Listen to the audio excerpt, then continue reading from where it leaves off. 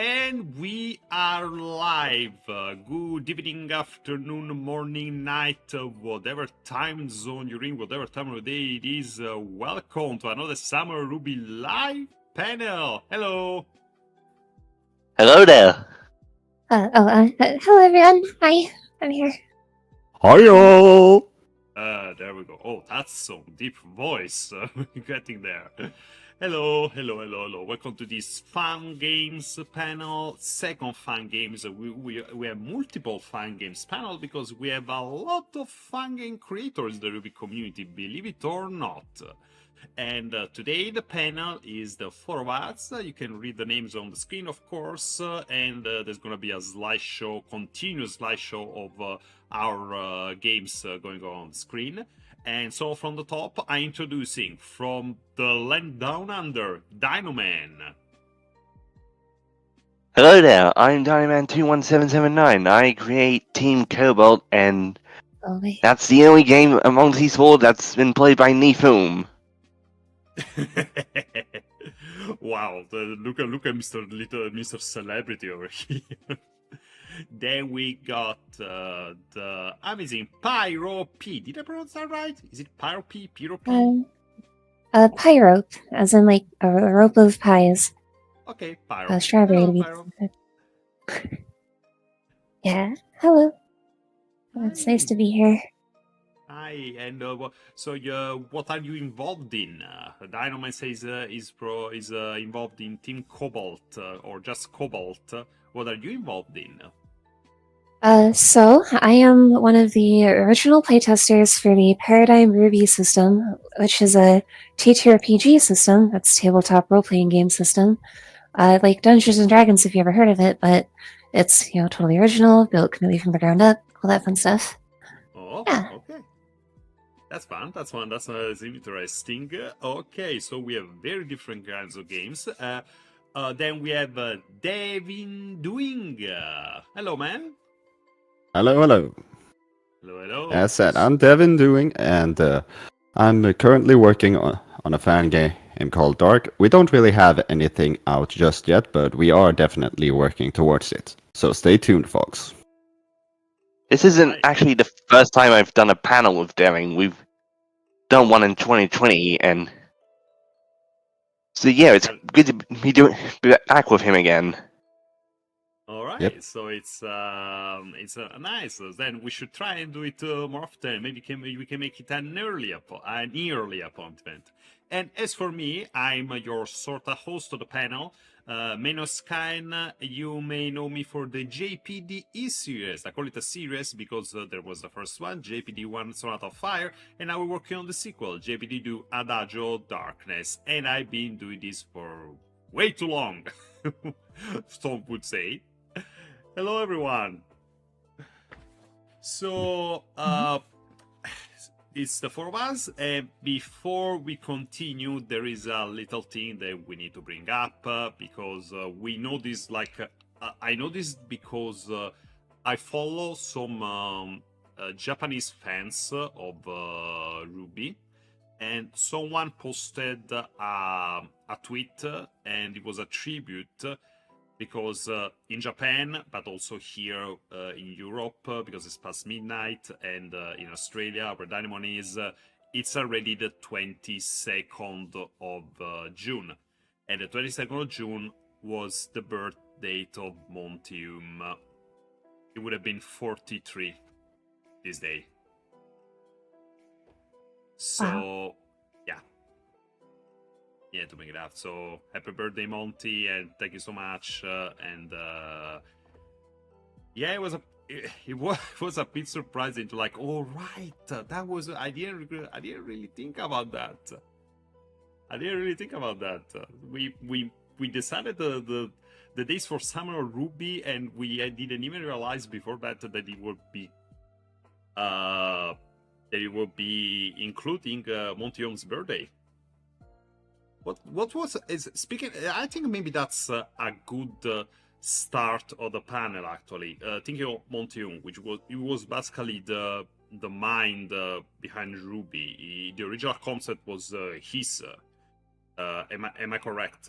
Or maybe he created it alongside, of course, the other people that researched it, but he was most the father of RWBY. That is the general opinion of the fan base. That was known. And the thing is, with Monty Oum, did you guys know him from RWBY, or were you aware of him before that?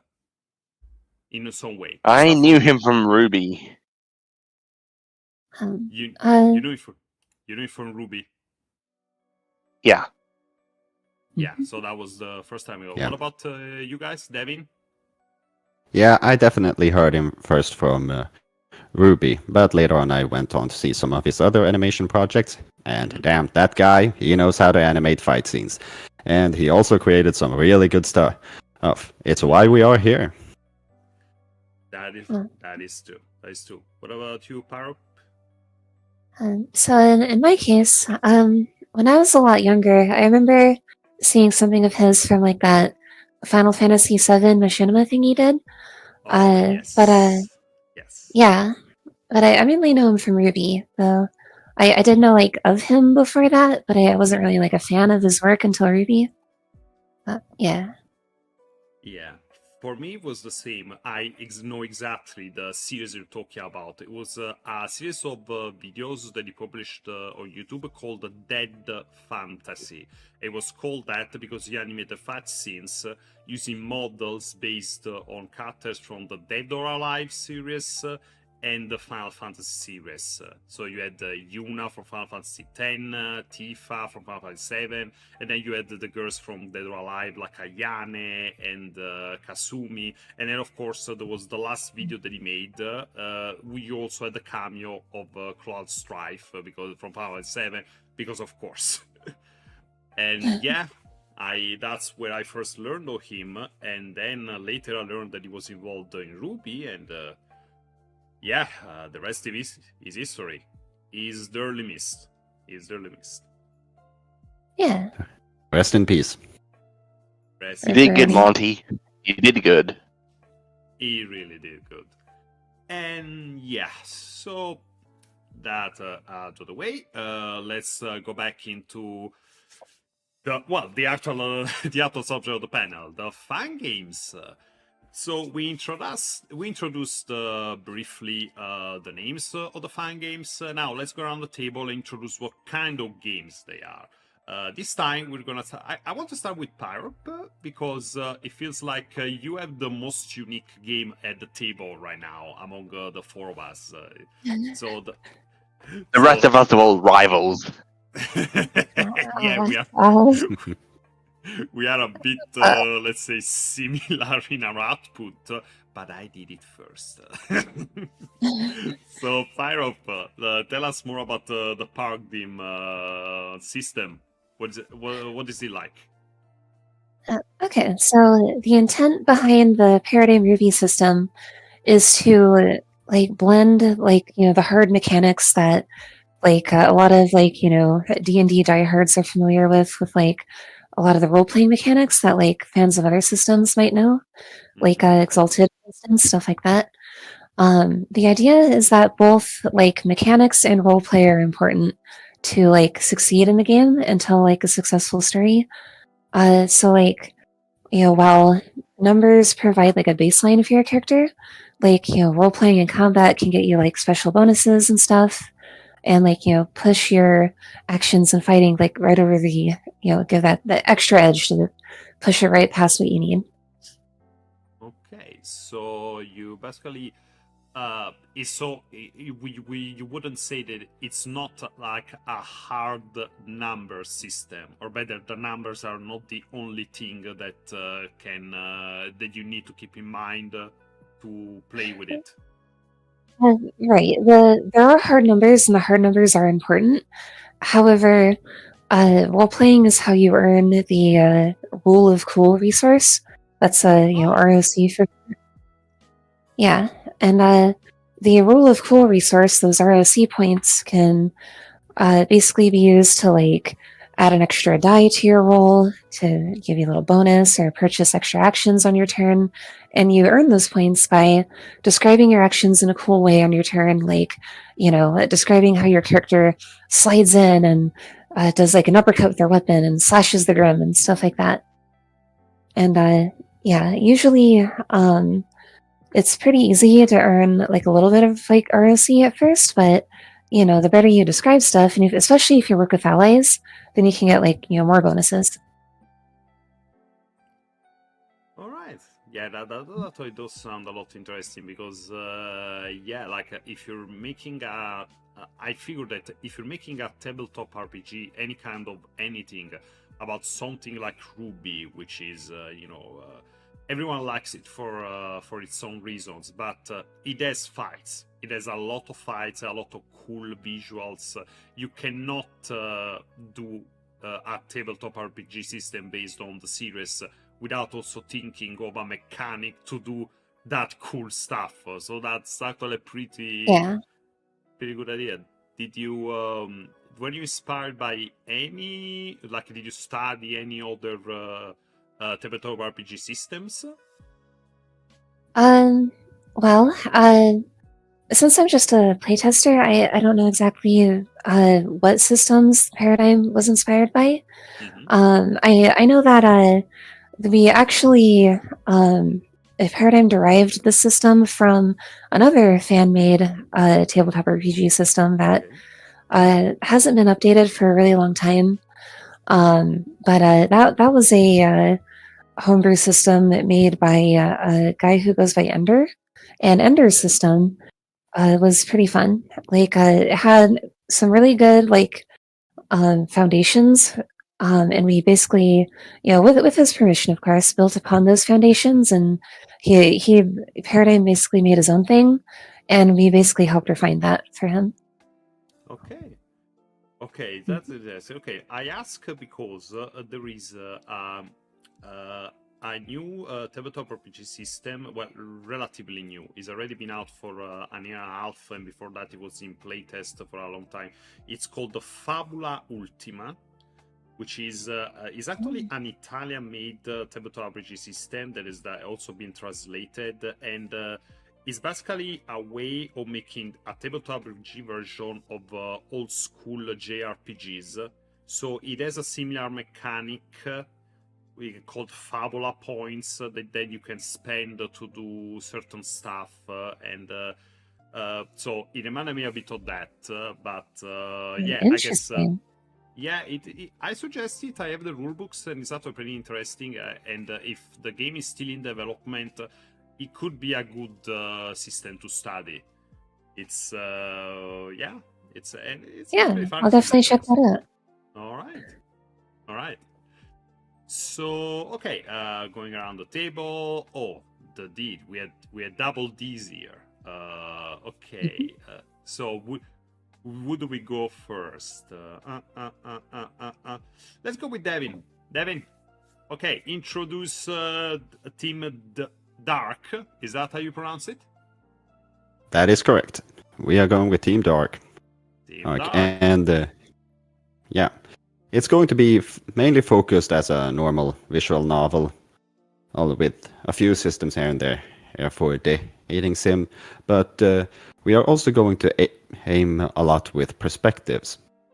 That at some point you're going to be looking from what seems like the main character's perspective, but then you can switch it up to another person's perspective if that is on the team, and sometimes even outside of the team, but still related to the team.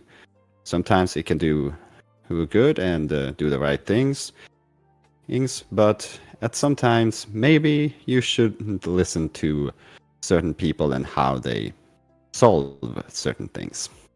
Okay, so you're giving it some kind of a branching storyline? Yeah, pretty much. Okay, and so is it strictly OC focused, or do you get to interact with character from the main series as well? Well, there is going to be a major focus upon OCs, but we are going to have have a couple of interactions here and there with OC, with the KAEN and people. All right. Oh, so and the setting, like, is it set during the volumes? Like, does the story intersect with the main canon story, or is it in the background, so to speak? It is mostly in the background, and at the moment, and we have a little bit of a discussion where it's going to be either just one volume 2, and then maybe continue on with 3 going forward, or maybe we are going to do 1 to 3 all at once. Okay. So it's definitely something to keep in mind and to keep an eye out of. I'm actually pretty interested in this the system that you said, where you're gonna look at things from different perspectives. It reminds me a little bit of a detective game. Not gonna lie.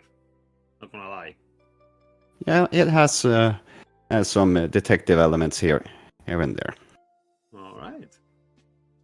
Okay, from the first D to the second D, Dino, mate. Tell us about Cobalt. What is Cobalt? Team Cobalt is a visual novel that's set in the same time frame as volumes 1 to 3 of the main show, but it follows an original cast of 4 new characters as they go through their own adventures at Beacon, the titular Team Cobalt, led by Cobalt Blue, Blaze Ashen, Lilac Silver, and Teal Brimstone. All right. Okay, those are some creative names. And how far along is well, yeah, you let's say that, yeah, you follow their adventures, and is there anything particular about the story that we need to keep in mind? Like any particular Can you elaborate? developments? Yeah. Can you elaborate on that? Oh, well, for example, because I'm asking because right now the background is it's looping right now, the background images, and right now we're in the Cobalt part of the looping images, and we see the main character, I guess that's Cobalt, working on something with Ruby, and then there is a soccer game. And John misses that shot. So what's going on? What?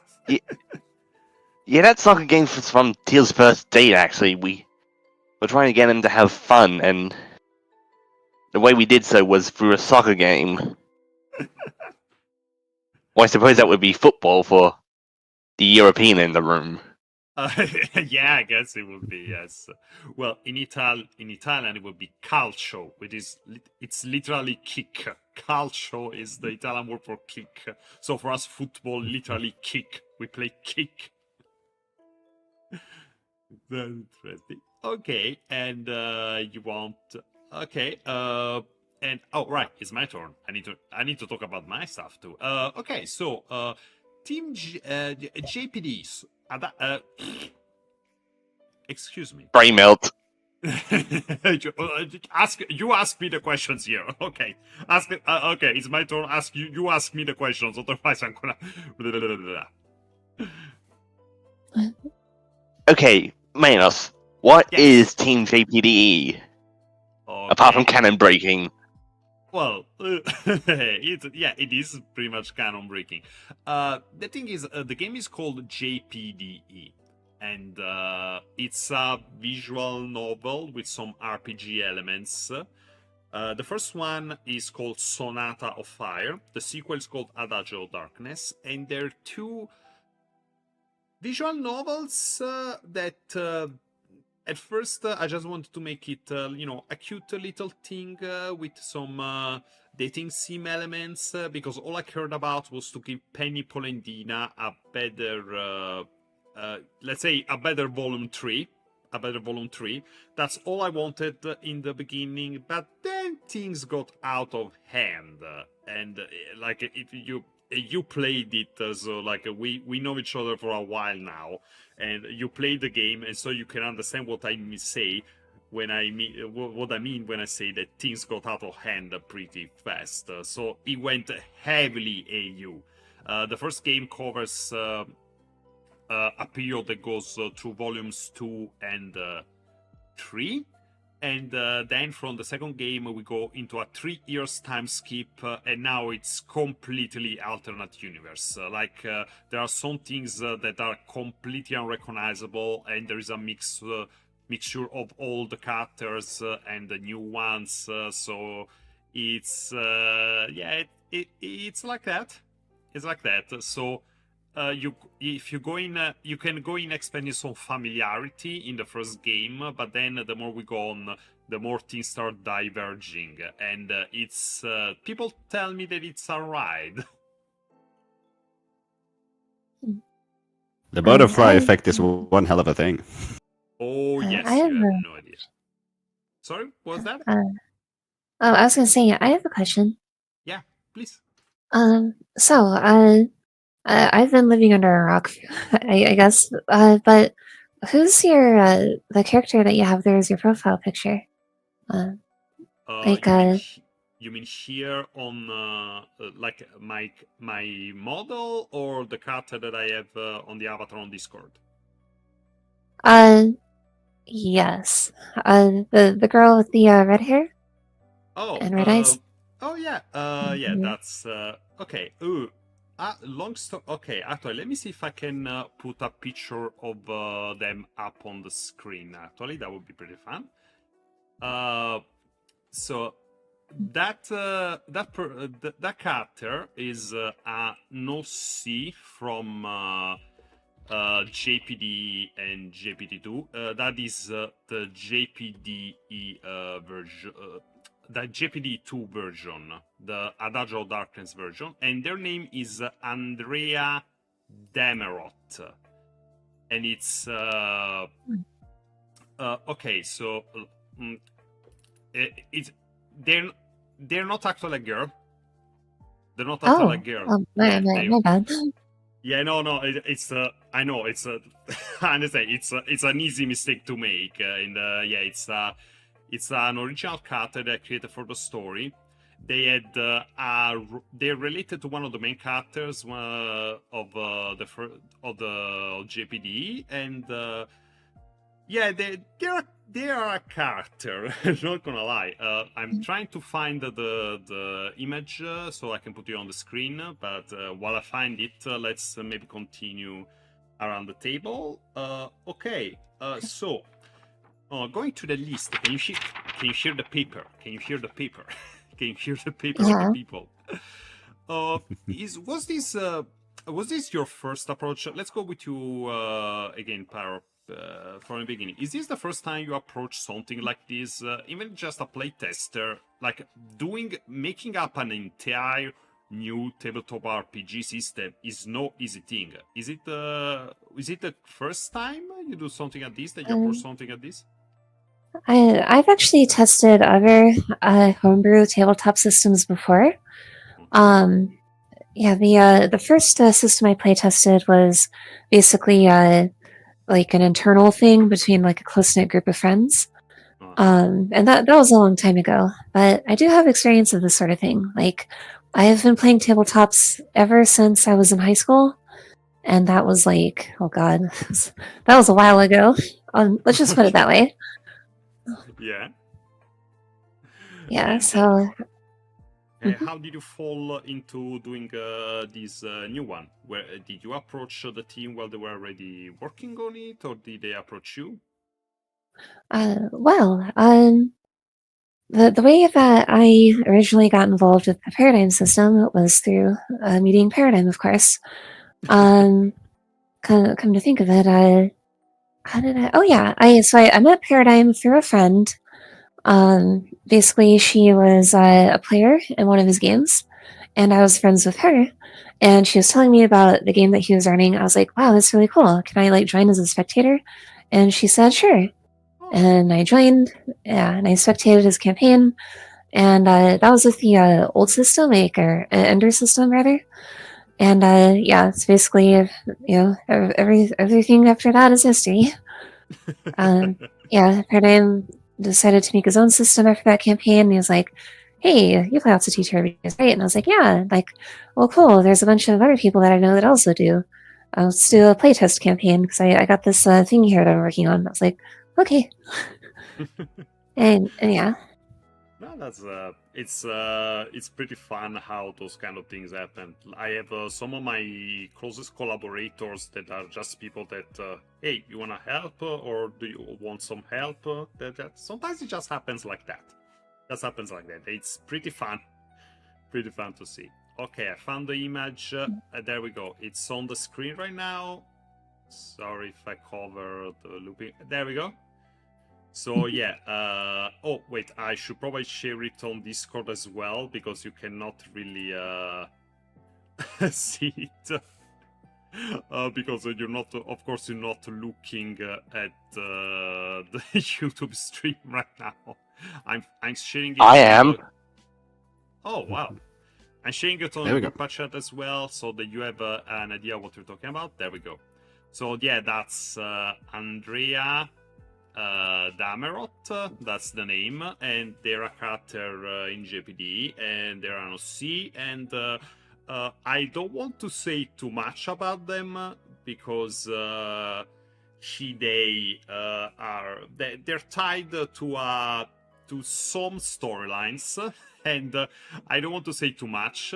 All I can say is that they've been reintroduced in JPDE2 recently with the latest episode.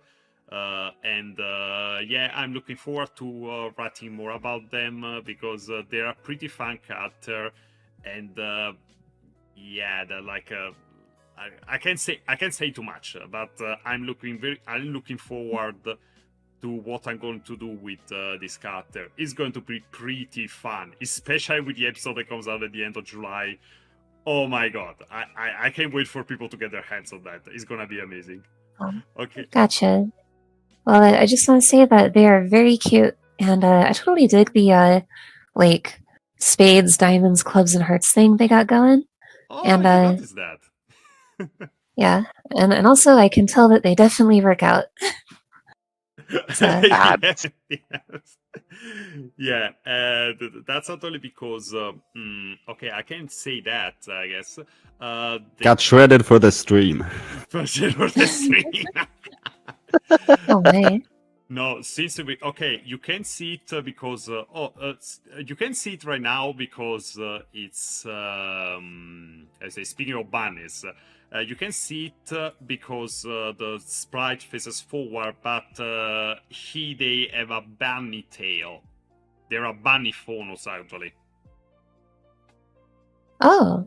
Yeah, and okay.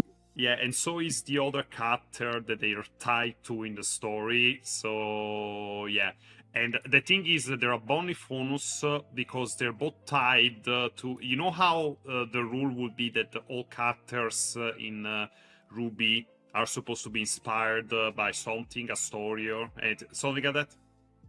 Yeah, of course. Yeah, okay, so Andrea and the other character that they're tied to are inspired by the hair and the white rabbit from Alice in Wonderland, with a little bit of the Mad Hatter. So they're rabbit faunus? Yep. That is 4. What? That is 4 of them. I wonder what their trait is. Well, it's just the tail. In their case, it's just the tail. You can see it from this perspective, but it's they have a tail. Oh, cool. That's cute. I like it. I'm glad you do. Okay, let's hide it now so we can continue. So next it will be Devin. So how did you get into making Dark? What was the idea? Well, at first it was kind of just... Well, I saw JPDE was doing it, I saw the Cobalt was getting into it, so I thought to myself, you know what? Let's get in on this. Alright. And after a while of doing first script and getting in some new people, getting new scripts done, we are currently getting closer, getting closer to actually put on something. But you guys can see some both early and current designs of character in this little slideshow we got here. Yeah, it will continue looping, so eventually you'll see that it gets back there. So, to the audience, the sequence, it's pretty clear. So there is the logos, there is material for Paradigm, and then there is stuff for JPDE and Dark Cobalt. Yeah, you're gonna be able to notice which is which pretty easily. At least I hope so. And okay, I guess we are doing in opposite chronological order. Dino, how did you get into making Cobalt? What happened? What gave you the idea? How did you get your start? It's a bit of a long story, but I was basically inspired by JPDE. I was doing a roleplay in the JPDE server, which served as a starting point for the four main characters, how they were first born and how they first came to life, and from there it just grew and grew and grew, and then I started commissioning art for them, and then I created a test mod which put them into JPDE. I still have the files for that somewhere. Oh. And so you're a hacker. And then I'm a modder. Okay, modder. I'm so sorry. That is absolutely completely different. And then I just decided to make it my own thing because I had a lot of plans, and it was easy to just start on a new file, then wait for updates. It's again and again. And from there, the rest was history. Until about 2020, when then I had to start again. From the beginning. Yep. Yeah, because of that thing. I remember that when that thing happened.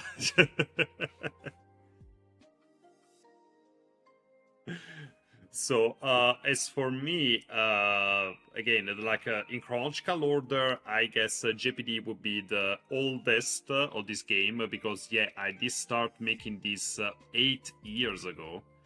What happened is that, how do you say? What happened is that I got into RWBY just as the Volume 3 finale came out, and my favorite character was Penny, so you can imagine that I was not pleased. So I decided, you know what? I'm gonna Spoiler warning. What? Spoiler warning. For Volume 3, come on. I mean, it's Volume 3. It's literally been out for 8 years. I think we can talk about it. Also because it doesn't stick anyway. And then it does. And then it doesn't. And then it does. Let's not get into that. That's going to be talked about further into the video that I made for the event for Summer of RWBY. Anyway, so once Volume 3 finale happened, I was like, you know what? I want to do my own thing because Penny deserves much better. And that's how I started making JPDE. And then I thought, you know what? This could make... maybe there are some people who may be interested in this. Maybe I would like to help making the game because I was learning how to make a rampy, but also I was commissioning artists and everything because I believe in paying people. Like it seems weird that I need to say this in the day and age, but yeah, I believe in paying artists for their work. So I figured, you know what, let's open a Patreon, let's see if people are interested in this. I could make some goal, and they're like, holy shit. Like, that was fast. That was fast. So, and then say the rest is history. It's been, it was probably the first of its kind. I don't think there was another visual novel fan game for RWBY before JPD. So I was the first, and I'm really happy with how it went. Like, It's been a ride, and again, I will go more into it during the video panel that is going to come out next week, I want to say, the 29th. Yeah, I think it's going to be next week. So yeah, that's that has been a great experience, and now I get to share it with you guys, and I get to meet so many cool people like Dino. Like Yo. yo. Okay. Let's try something a little bit more. How do you say? A little bit more specific, a little bit less cheerful. And I want to start from you, Dino. I want to start for you from a reason with this question. When making your game, what has been, let's say, the biggest challenge? The biggest headache that you had to face while making your game? Burnout. Burnout? Burnout. Burnout. Yes, Who's burnout. Who's burnout? No, but seriously, burnout is a pretty challenging problem for me because it just stalls game development and it never gets anywhere. And even though I know I need to get back to it and I want to get back to it, it just stalls. It's become. I guess it's become a little bit.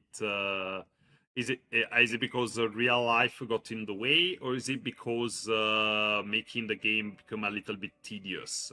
How do you say? I want to say both. Since I started my full-time job, it's been harder to find time to just switch off and relax, and sometimes making the game can be a bit challenging. And sometimes it can be challenging waiting for people to reply to your collaboration of writing. Speaking of which, GM, if you're watching this, you need to respond to the Bella writing. Call out. Seriously, it's been months. Oh wow. Okay, so I guess it's burnout. Okay, if it's like then you have. Okay, actually that's gonna be the next question then. Let's switch to Devin. Devin, what is the biggest challenge when making Dark so far? What's is there anything that's been pulling on the reins? It has definitely been my own ego. At first, I was very determined on doing things in a very certain way, and I was moving fast. But after getting some people in who definitely knew how to rein me in and talk to say, but if you did this, and this could lead to this, and that would be much better for the story. And at first, sure, I was very dismissive of it, but the more I thought about it, the more it made sense. So, after making sure to check myself, then the things have been going definitely better. More smoothly, like you got a team, and you got a team that kind of soften you up, so to speak, soften up your approach to the whole thing. Pretty much, yeah. Yeah, I have a similar. And Pyropy, Pyrop. Sorry, I don't know why I keep saying Pyropy. I don't know. It's okay. A lot of people do. Maybe it's because of your avatar. What is your avatar, by the way? I didn't ask. Oh, this is actually one of my OCs that I made for the system, actually. Yeah, her name is Phoebe. Yeah, that's she's very, very cute. I kind of love it. She's wearing the Beacon uniform, correct? Yeah, sure is. In the campaign that I played her in, it was a Beacon school campaign. At least it started there. And yeah, it's a common setup for a lot of RWBY campaigns, like starting out as students in Beacon. Of course. But yeah, but it was a lot of fun still, and I really, really enjoyed that campaign. Like our party went all over Remnant, from like Vale to Vacuo to Atlas. Yeah. That's very I- interesting. Okay, and Yes. in your case, well, yeah, let's say what has been the biggest challenge in your role as playtester, or you know, or if maybe it's a bit specific, like was there a challenge when creating the OCs or playing the campaign, the adventure? Like, was there anything that like did you struggle to get into the system for any reason? Let me think. I don't think so. The system is pretty easy to get into. Okay. That's one of its like selling points. But I'd say with creating a character, that can definitely be challenging. When I'm creating a character, I spend a lot of time thinking about like who they are and like what they want, like their story, like their desires, like their quirks, like strengths, weaknesses, all that fun stuff. Uh-huh. Yeah, and I always like to just put a little piece of my personality into every character I make. Oh yes. So yeah, like Phoebe here, for instance, like like she's very kind of fancy, but also she kind of struggles with like some things that others find easy, like for instance camping out in the woods, like for in the campaign having to do like the initiation out in the Emerald Forest, like all that sort of thing. Uh-huh. Like she's used to a very privileged upbringing, so like trees and twigs and all the dirt, that sort of thing. So how did she react to being launched into the stratosphere during the entrance exam then? Oh, she was actually fine at that. She's a bird faunus, so she has those two big tail feathers there. I actually. Did she wing it? Oh my gosh, like a total yankster in here. I've punned with the best. Oh my gosh. Okay. Yeah, I mean, I basically winged it through the whole campaign, but yeah, it was a lot of fun. Character creation is always something that's like special to me. I have like basically a library of like 10 characters that I swap through for games these days. Oh. Yeah. That's fair. That's fun. That's fun. I'm pretty much always using how do you say? Always using the same character in everything I do roleplay wise, just with different divergent points. It's always like a same and I'm sure. I guess because I use all my creative energy for JPDE, where I go a bit hard with the character creation. Not gonna lie. Okay, next question, because I mentioned it earlier, because Pyrop, we know what your role is. It's very clearly defined, so you're in front of us. You are already ahead of us on this matter. But I want to hear from Devin first. Devin, what is your role actually? Because I guess you were the creator and the first originator of Team Dark, but now, from what I heard, you kind of have a team now. So what is your role in the team? What do you do? Well, when it comes down to it, I help out with some of the writing and everything that goes through like stuff with art, stuff with writing, and creative decisions needs to go through me at first. I also do some of the writing for some of the characters and make up decisions on where the story needs to go. Okay, so you would, I would say that you're a producer, so to speak. Pretty much. Yeah. Do you also do any of the coding? Actually. Yeah, I'm also going to be doing the coding for this one. Oh, okay, so you haven't actually started coding the game yet. Yeah, we have a couple of things to do at first with art and when it comes to writing. So we need to make sure that we get this out first before we go ahead and do the ultimate coding. Fair enough. Fair enough. And then moving to Dino, my burnout man. What are your roles in the team that burn you out like this? Well, I'm one of the. Well, I'm in charge of the game for a start, Okay. and I also pay for everything. It's like my. Because like MEINOS, I also believe in paying your creatives, and instead of not paying your creators or scraping them or beating them into some Frankenstein mess or Preach what. it. And I also do do pretty much all the coding for the game that I don't.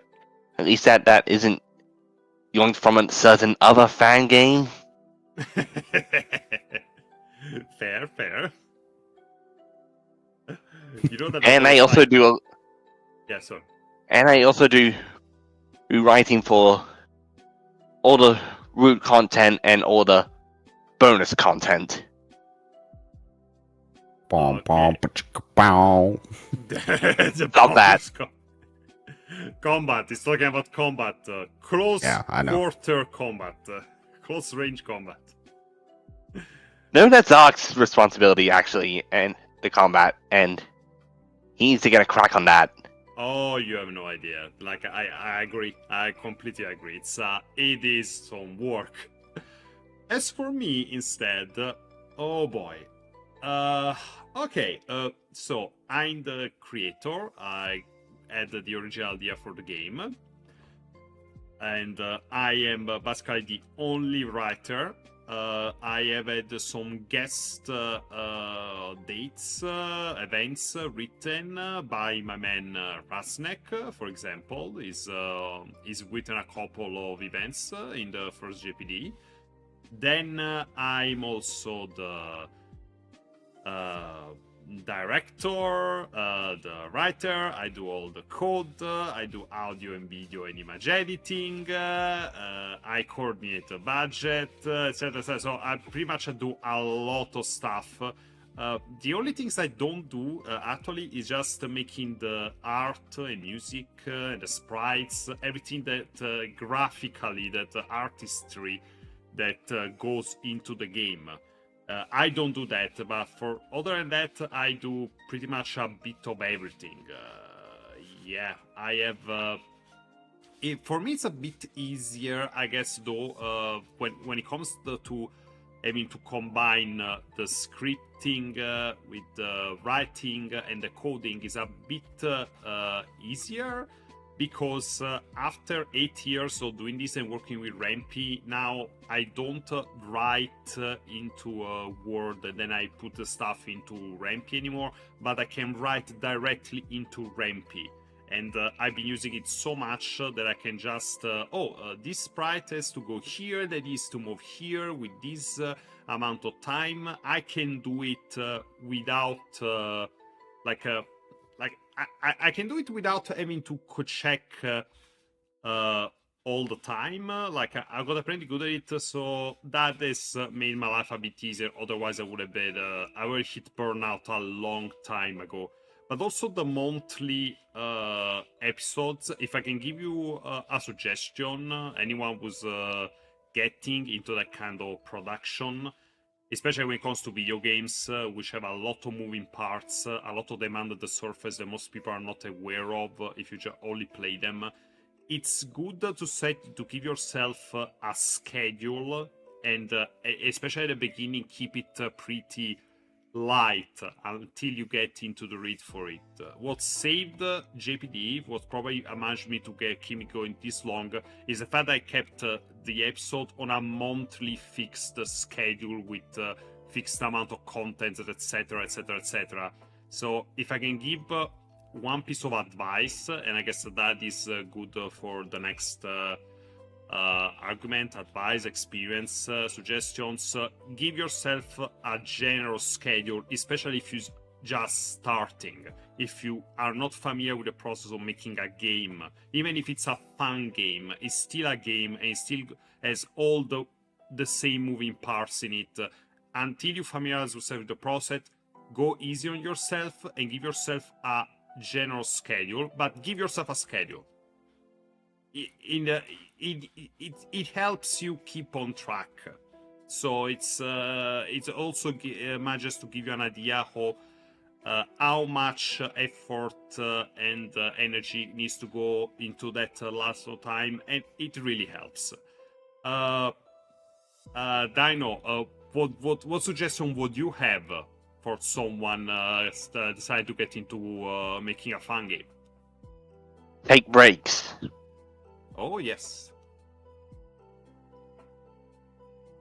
Take breaks, like for snacks or just longer breaks? Just longer breaks. Longer breaks and also shorter breaks. Just take breaks. Obviously, regular breaks. Regular breaks and also breaks to just clear your mind and refocus, because when you're making an update of any size, it takes a lot out of you from my experience, and allowing yourself the time to just relax, refresh will allow you to dive in to the next update of your game instead of just working on it non-stop.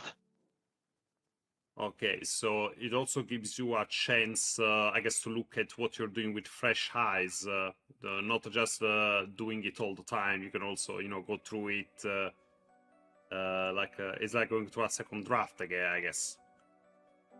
Yeah. Okay, that's a good. Pyrop, any suggestions for someone who would like to go into the process? Let's say someone wanted to make their own tabletop RPG. Where would they need to begin from? Yeah, absolutely. In regards to making your own tabletop system, my suggestions would to be take a look at some systems that you already like. Like, identify the things that you like from those systems and use those as like a foundation to build on top of. There's a lot of homebrew systems out there. It is difficult though. So my suggestion would be to focus on what you're passionate about and just find ways to make it fun. Add flavor text here and there, fun images, while you're building the rulebook. But always stay focused on what initially got you to want to make a system. There's always something that people want when they're making a tabletop system like that, as opposed to just playing one that they found already. Fair.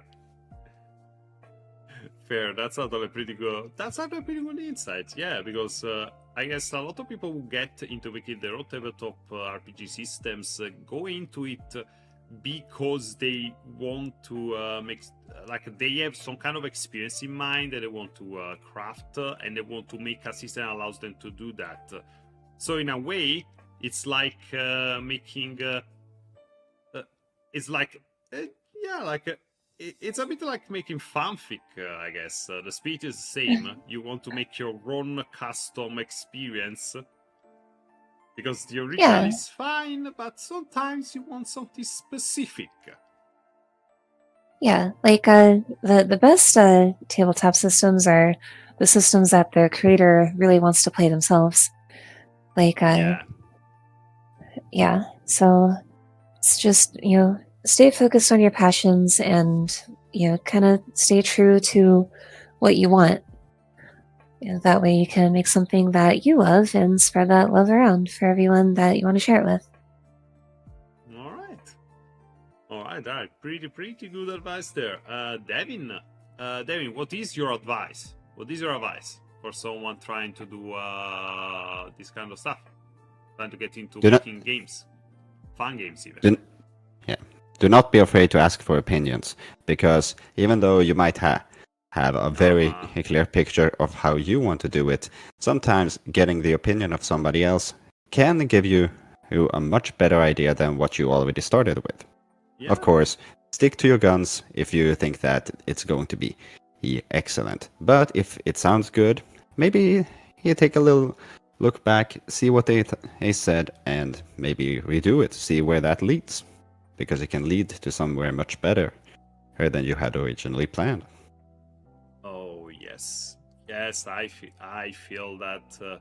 I feel especially like feedback, trying to get some feedback from everyone willing to give it, because the thing is, for me, it's kind of become hard actually getting feedback from people. That's why now I have a beta, which is just one of the players of JPDE2 would really like to give me feedback in DMs. I'm like, you know what, you're going to be my beta, like my official beta reader, because yeah, I need this kind of opinions on the regular, because there are especially some scenes which get into character development and can get pretty emotional, that I desperately need feedback on, and it can get pretty difficult to get it when from people.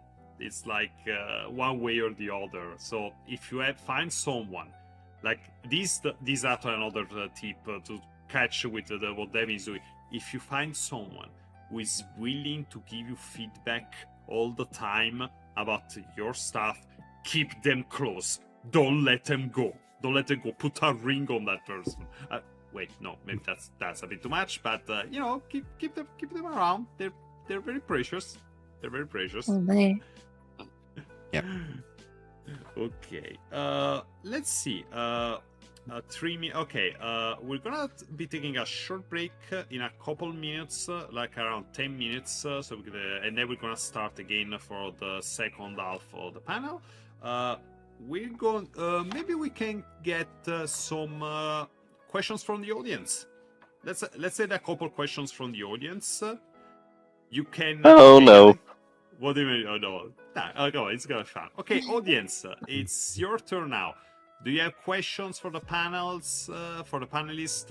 Even if it's just one person or for all of us, go. It can be about the games. It can be about us. I don't know. It can be about anything. Within limits. Be nice. Yeah, feel free. I'm an open book.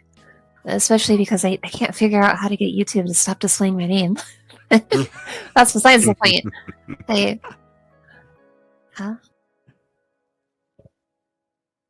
So always down for questions.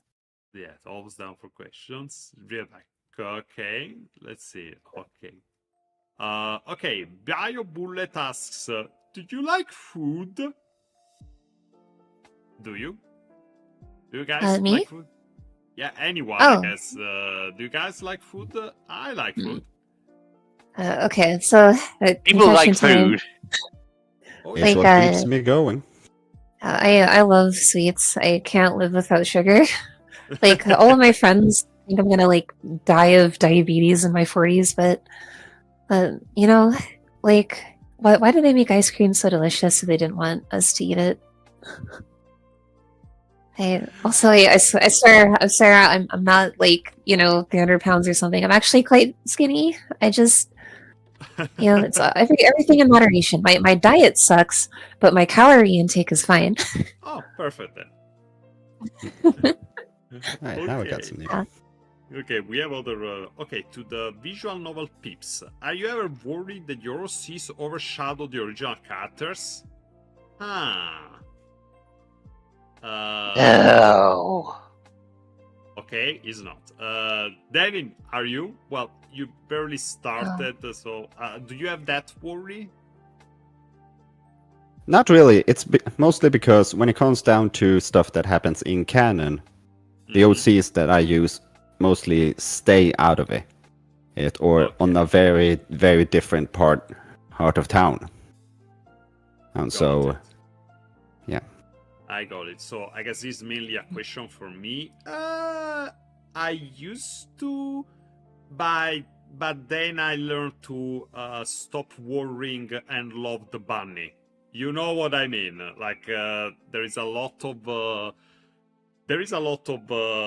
OCs that are made by now for JPDE, and a lot of them are pretty fun. And I just you know what? They're just gonna be other characters, and I'm gonna write all of them OCs and normal characters at the best of my ability, and whatever people like, they like. Doesn't bother me. Okay, then it's okay if I ask you about one of the first days, the first game? Sure. Okay. Well, I have a general question for all you. One word that you will describe your game content that you make. Okay, so describe what you're making with one word. Okay, Dino.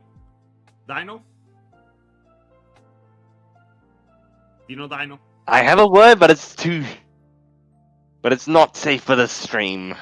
Okay, write it in the chat then. Devin. Therapy. Therapy. Okay, that's interesting. Pyrup. Well, I do write and make monster stat blocks for the paradigm system. And when I'm making those, I guess one word to describe all that stuff would be, let's see, hype, I guess. I like making monsters that are hype to fight. Hype monsters. Okay, I like that. Hype monster. For me, oh god, describe everything well. Okay, I guess Non-canonical. Well, yeah, but that's two words. Technically, it's a composite word. One, if I had to... Okay, yeah, it would definitely be evolving, because the original concept of JPDE and where we ended up and where I bring in JPDE to now is nothing like it was, like nothing. They two completely different beasts.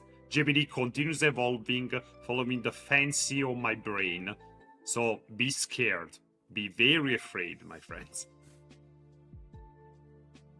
Okay, let's take one last before the break, but we can take more questions afterwards, so keep them coming. We're gonna go through them in the chat after we come back from the break. Last question before the break.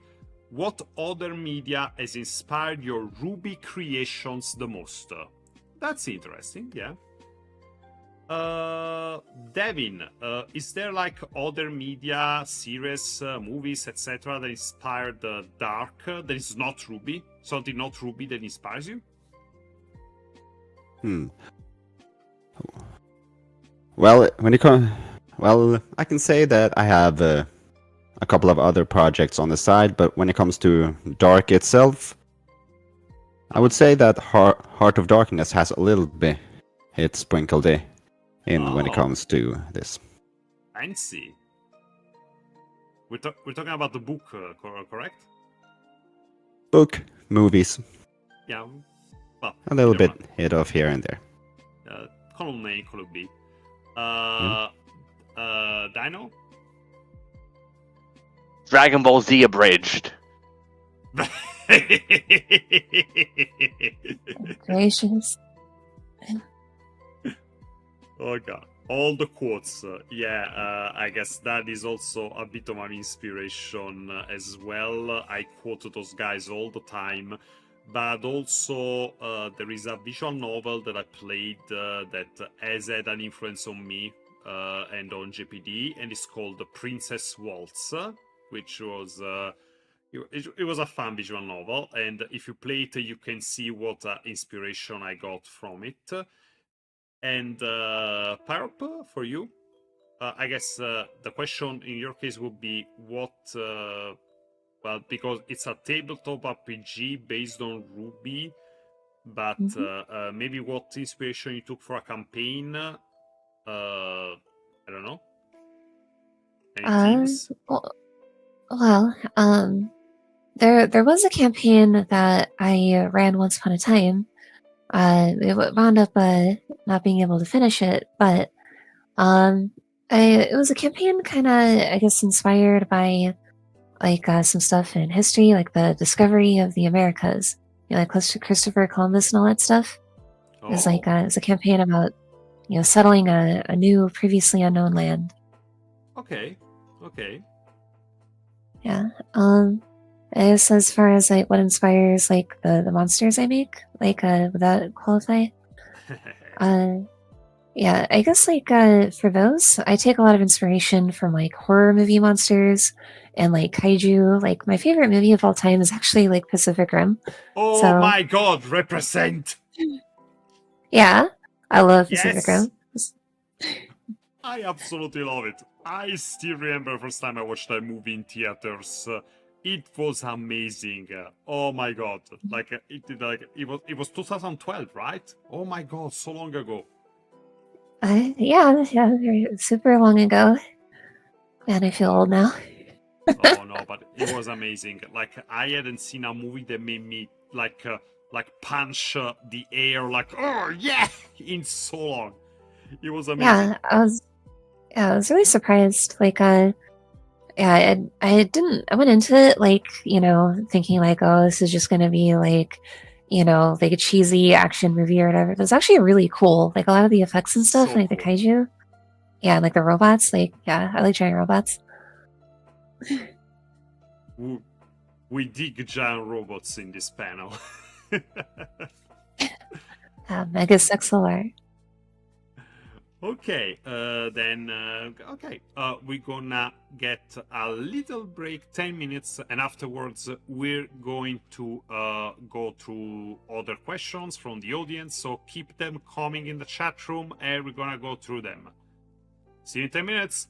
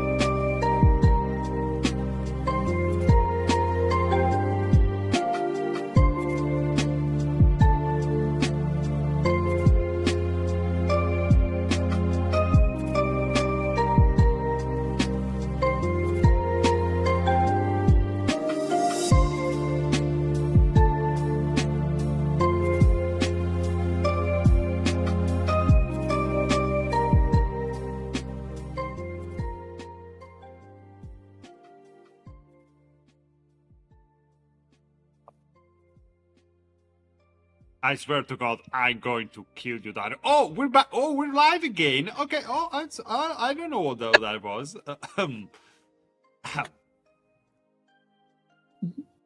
Hello, everyone. Hello, everyone. No one was talking about unaliving anyone here. I don't know what to know. Oh my God, again? What the? No, Hey, not this time. Not this time. Did it go away? Is it working? Yeah. Okay. Yeah. Everything is fine. Jesus. What? Oh, No, okay. No, it's fine because I in the how do you say in the. No, because I was looking at the YouTube control panel, and there, of course, is a bit, delayed. So I literally just saw what I did to the stream. Okay, so we're back, and we're answering questions from the audience. Okay, so the next question was from for Pyrop. What is your favorite tabletop RPG moment? What has been the character you put the most heart and soul into? Okay. Okay. Let's see here. So is my favorite tabletop RPG moment? Yep.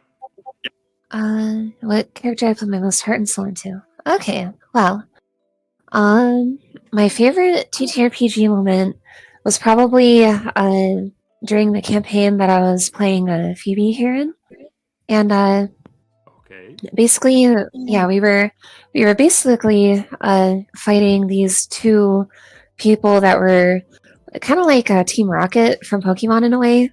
Like there's like this guy and this girl that were like sassing our team and like fighting us. Kind of like a Roll of Mercury in a way actually. But anyways, my character, she like charged up like a huge attack and stuff. Like she has like a jetpack, so she was like overcharging her jetpack and like blasting herself forward. She's gonna ram right into them, and like she missed by just a hair. And Okay. basically rammed into a bunch of crates, and it was really funny. Yeah, so here's my ultimate attack. Misses by a hair and slams into the back wall behind the bad guys. Yeah, total pancake. Okay, and they also ask what character you put the most heart and soul into from the ones you made. That's a hard question. I'd say it's split between Phoebe, of course, here, and then also another character of mine named Palm. Okay. Yeah, Palm Sukri. She's my first RWBY OC actually. And embarrassingly enough, she's her colors are red and black. Cause look, I like red and black. Yeah, RWBY herself is my favorite, but yeah, Palm is my first, and she's pretty fun. I have a picture of her here. Oh, actually, I used her as like my avatar in the video I did for the paradigm system. Yeah, I just let me put it up on the screen. I can do that. 1 sec. Okay. Oh, I also have like her like character sheet or reference sheet. Yeah, that's right. Yeah. I'm gonna put it up. Okay, then next there is a couple. Okay, I guess these are a couple questions for me. Let me go through them real quick.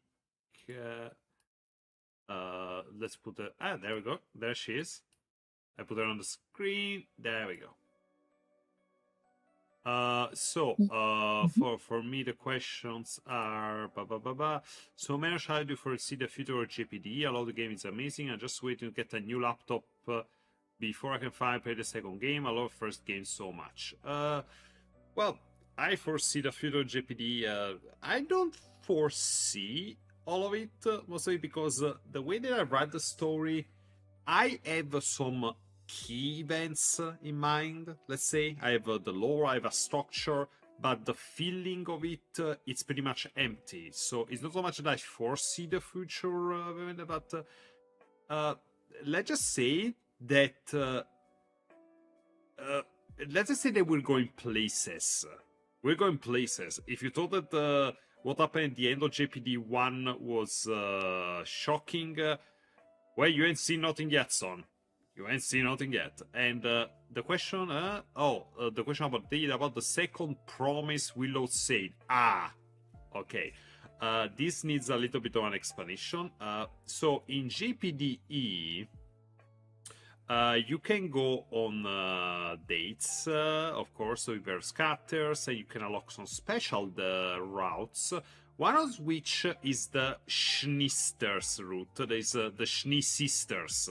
It's a route that goes into the relationship between Willow Schnee, Winter Schnee, and White Schnee. But then at a certain point, also Willow comes into the question. And one of the things that she does is extract 2 promises from the main character. One of which was never revealed because, you know, we're doing the game now is getting remastered. And a second promise, sorry buddy, I cannot tell you, just in case people ever, you know, yeah, I want to keep it because it's pretty funny. It's a pretty funny reveal. I want to keep it for the second one. So, yeah. Let's see. For DINOMAN and MEINOS, would you ever do a crossover visual novel together with Cobalt and JPDE? Dino? Huh. Yo. I feel like that would be hard for a couple reasons. I mean, if it was just us making it, just you and me, that might remove half of the problems. But yeah, let's just say it would be hard. But yeah, if it was making a visual novel together, just the 2 of us, yes. Yeah, there is reasons why that is. I can see that very hard. Okay, next question. Bonks Rasnek. I can make What? I could make I can make a couple of routes though. Put them in. Put the characters into JPDE. Maybe, I don't know. Maybe they're remastered. Okay, for the visual novel devs, this one, let's have a Devin answer first. Why did you choose that genre as opposed to another genre, like a more action-oriented one? Devin, what made you choose to make a visual novel instead of any other type of video game?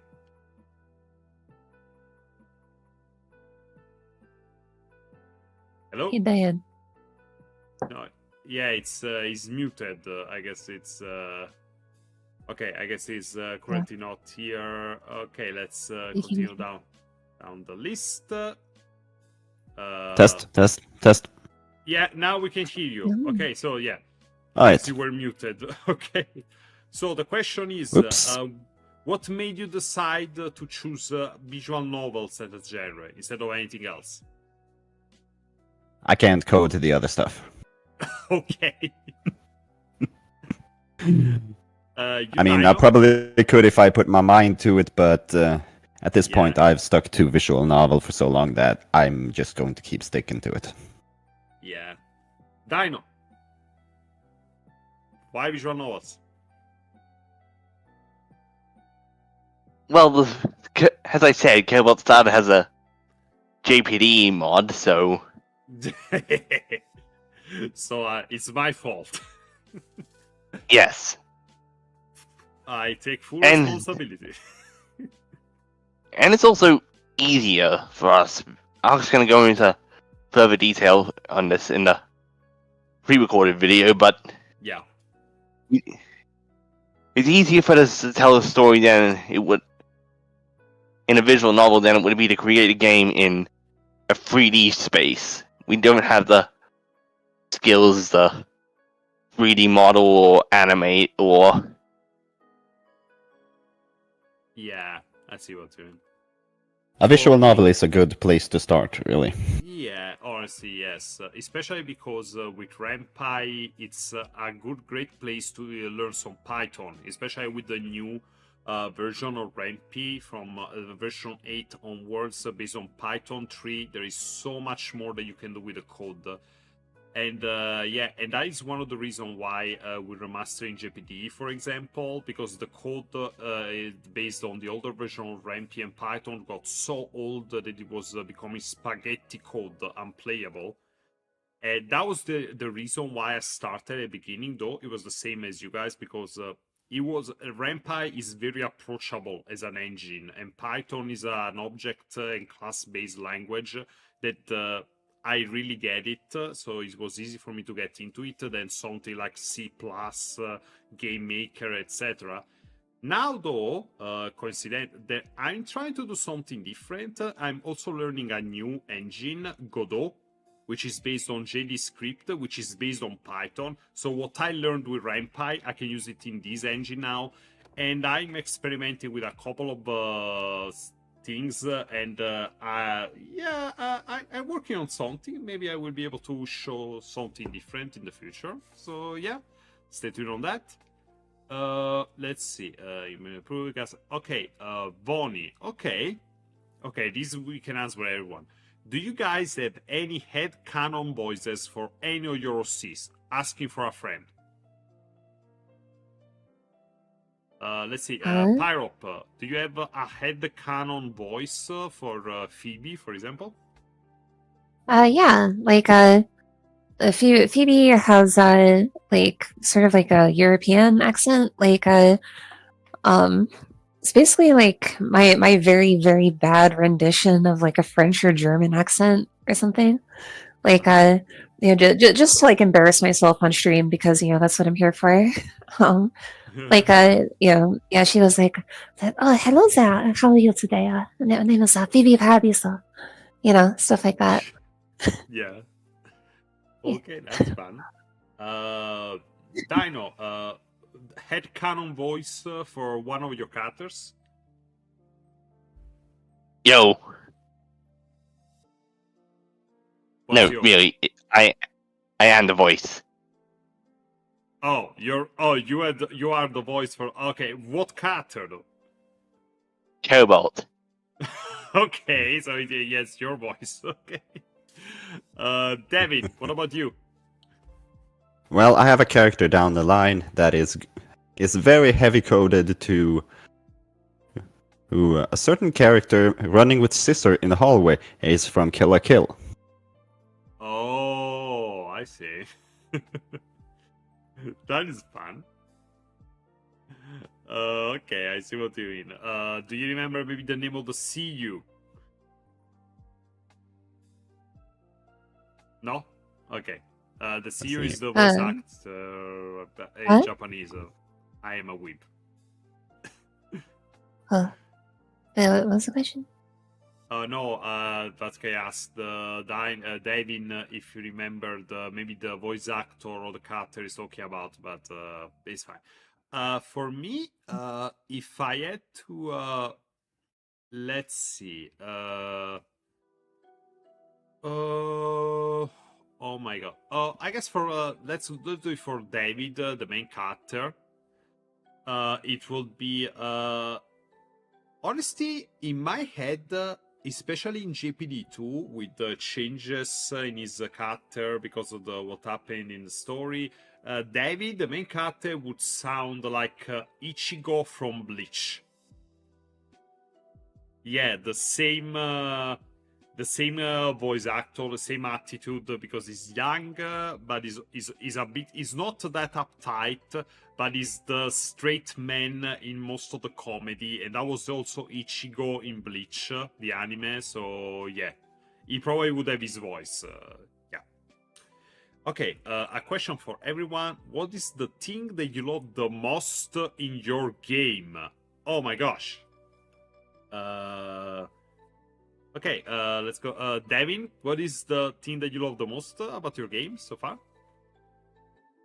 I would definitely have to say that the dynamic makes the character not really super strong, but have very much potential to grow. Oh, and they start off really not that good as friends, but eventually they are going to really get along. Because they have no choice. All right. Okay, and also because this still also for you, where is your accent from? Sweden. Sweden. Okay. Interesting. Okay, so you guys be Dino, what is a thing that you love the most about your game so far? The story and the plot. The story and the plot. Any in particular? All of it. All of it. Okay. All But of you know, it. it's just What? but, you know, it's just fun writing the story for the game and writing for the roots for the characters and writing the plot. The plot. Yes, the plot. The plot. Okay, I get what you mean. Okay, moving on. Pyrop, what is a thing that you love the most about the paradigm system? If there is. Yeah, I think the thing I love most about the Paradigm RWBY system is that it kind of like encourages and brings to life like organically like people's creativity. Like it rewards like creative builds and it rewards like smart builds of course too, but like it also like definitely has a place for people that have like a spark of creativity and want to like describe or create their own stories basically, if that makes sense. Yeah. Like yeah, like not just for the GM but for like the players. Like it's just a system that's really good at enabling all sorts of shenanigans. Okay, so the shenanigans. We have shenanigans. Okay. Yeah. That's actually like a pretty good time. Okay, next we have blah blah blah. Okay, where can one check out Project Dark? We have links actually in the description. For You only posted all the yeah. You posted the socials from most of them. Yeah, exactly. And later, of course, we're going to be posting more stuff because the YouTube channel is actually too young to have working links. So there is just the names, the handles for the social media. But you can have. We're gonna post the links to our stuff in the Discord server for Summer of RWBY, so you can find those as well there. I guess, yeah, and yeah. Yep. And we're gonna give a shout out at the end of the stream for all our stuff and the platforms and everything that we can use. So yeah, keep an eye on that. For me, what was the reason you made David at Tsundere? It was David's a son there? Yeah, kind of. Yes, in JPDE2 is kind of a tsundere in a way. It's related to what's happening in the story with him, and so yeah, he's kind of a tsundere now. It was a side effect. It wasn't intended. It's just how it came out because of story reasons. Funny how those things happen. Okay. Okay.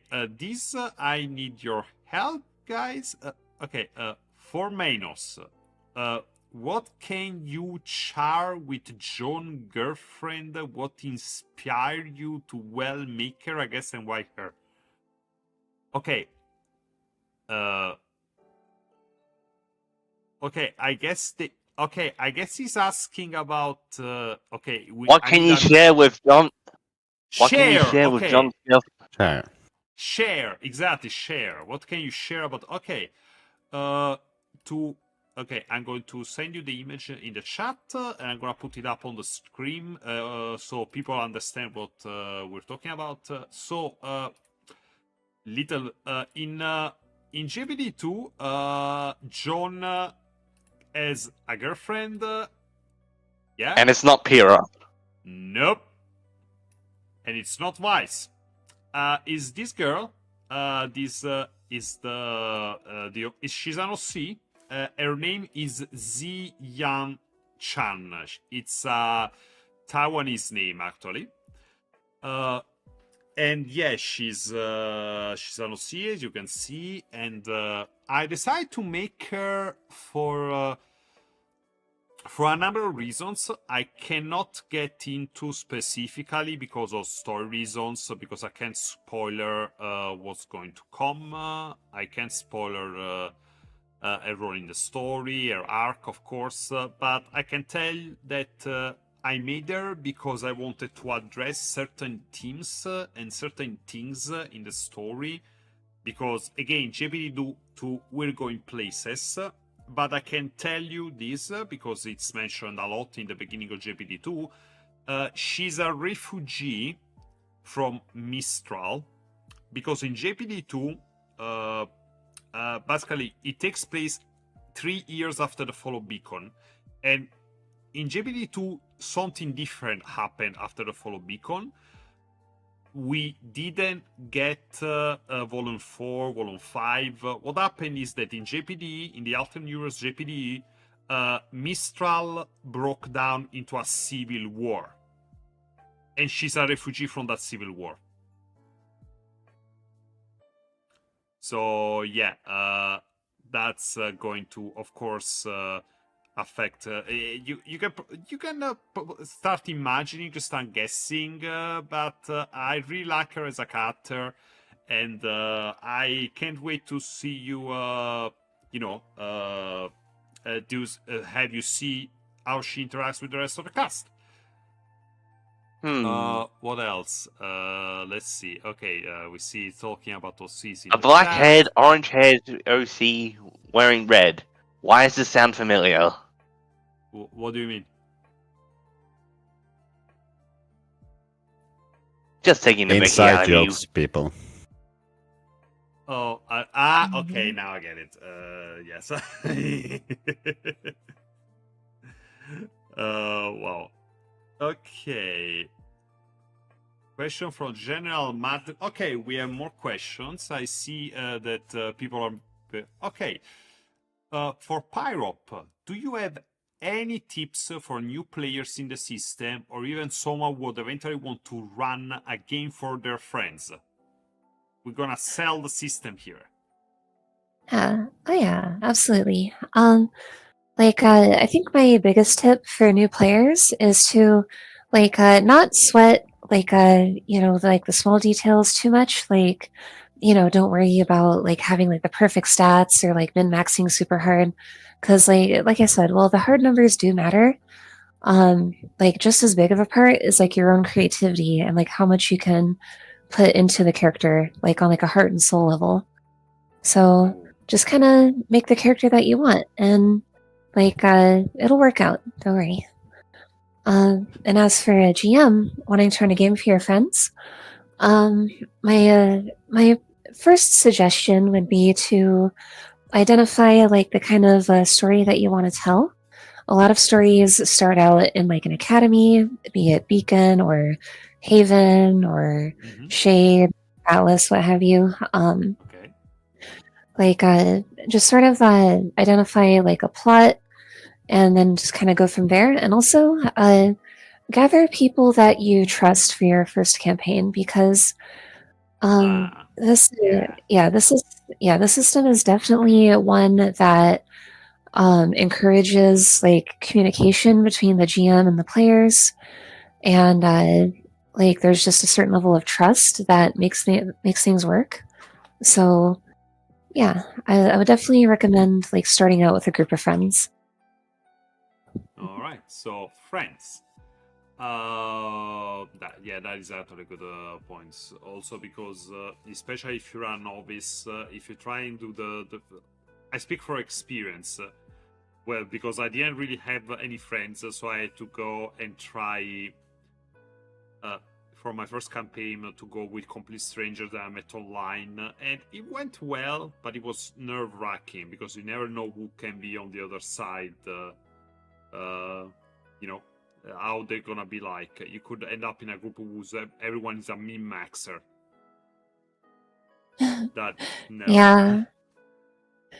Yeah, like a lot of systems like have a lot of min-maxing in them. Like, I don't want to like, name names, but yeah, I'm sure everyone can think of a system or two out there that has like a lot of like quirky, sweaty builds that like, quirky in the bad way to where like, oh yes, I do like about 1 billion damage and yeah, just massive power differentials. That's something that was actually tried to be avoided in the paradigm system.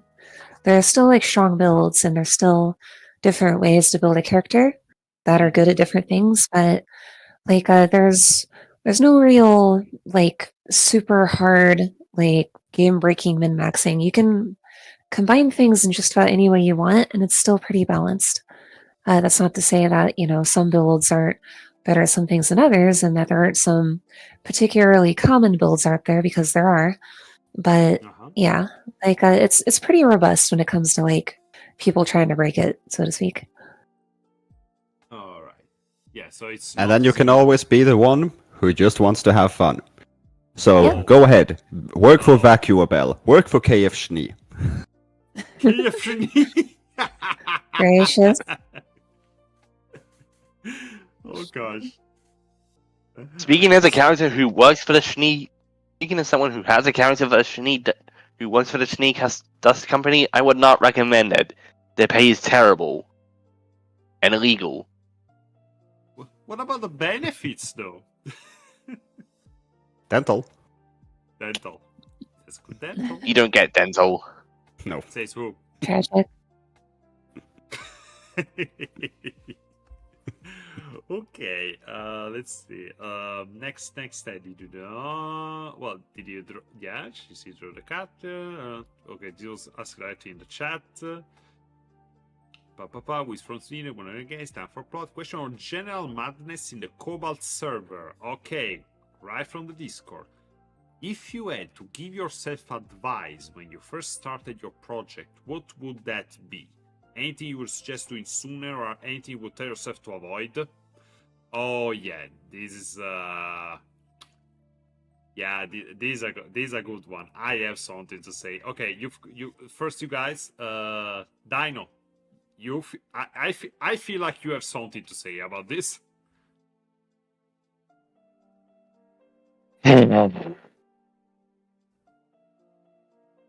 Give yourself advice. Anything you would tell yourself to do different when you first started the project?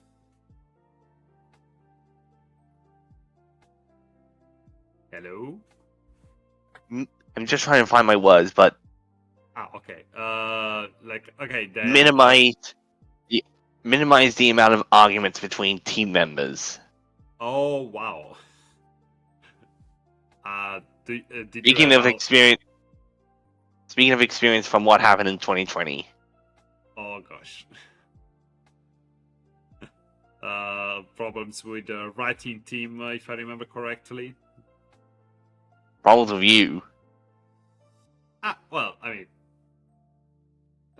yeah, there is also that. Yeah, but we're talking about something that you experienced personally, like not from our shared history. What would you do different to yourself? Take more breaks. Okay, take more breaks. So that, yeah, well, yeah, if you're facing burnout, that's actually a very good advice. Yeah, you're right. You're right. Take more breaks, guy. For those in the chat, don't worry about it. What? Oh, for those in the chat, don't worry about it. Yes, don't worry about it. It's a long story. David, suggestion for yourself. What would you do different? What would you tell you to do differently? Check my ego, because I feel like that has been the biggest problem for me in a longer time. But also, don't stress ahead. Take your time, but make sure you have people you trust working with you, and speaking of trust, that's actually that would be my advice to myself. Be more, watch out for scams. because I have had to deal with a couple of those, and it's never fun. And also, don't try. For plot artists? Sorry? For your plot artists? For my. Don't, Plot artists. not just that. No. Like, no, the scam was when I was trying to make JPDE2 in Unity, and I found a 3D artist, and it was a scam. So, like, yeah. That just don't try and do too much. Don't try to run before you walk. You know? Yeah, that's a very good advice for everyone, but especially for me. Don't try and run before you walk. And Pyrop, what about you? Anything you would tell yourself to do differently about anything? I don't know. Yeah, I would tell myself back when I was first helping out playtest the system to like just relax, not get so nervous or uptight. Just do your best, trust yourself, trust your friends, and be optimistic. All right. That's not very good. Okay, let's continue. This is another one for me. What was the reason you made pick in a Southeast Asian setting? Well, it's less that it's a Southeast Asian setting and more that it's Southeast Asian aesthetic, and that is because for those who don't know, PIC is a city that I made up in JPDE, but it's actually in Vale, and it was founded by Vale citizens. So you know that Vale, the aesthetic is kind of European, like Paris or something. But in JPDE2, instead, is a mix of that, but also Southeast Asian, as old Francis Cancio says. And that is because the city, ever since then, has been settled mostly by refugees from Mistral. And when a city that is empty gets filled mostly with people from a certain place, they're gonna bring their culture with them. They're gonna bring, their food, their aesthetic, the way they live in their houses, the way they decorate. So it has that aesthetic because the people who live in the aesthetic, they brought it with them from their home, even when they had to leave it because of conflict. And yeah, they transformed the place where they moved to bring a little piece of home with them. It's because of that. It's mostly just.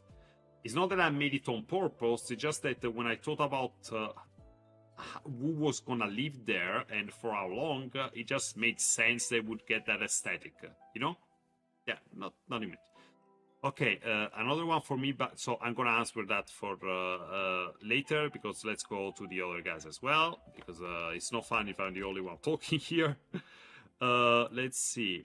For the let's go in reverse order from Evolving Dragon first. For the crew, who has been your favorite core RWBY character, your favorite sidecast character, and your favorite villain character? So, favorite RWBY team member, favorite side character, and favorite villain from the series, I guess. Dino, you first.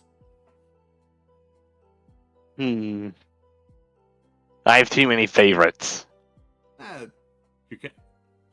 You want to think about it in a few seconds? But I can speak about some of the favorite characters from the team in general. There's a couple of team members who really like Weiss as a core RWBY character. Okay. As for side character, favorite villain. Favorite villain character, there's a bit of a thing going on where one particular team member has a thing for Cinder. Oh wow. That's unhealthy.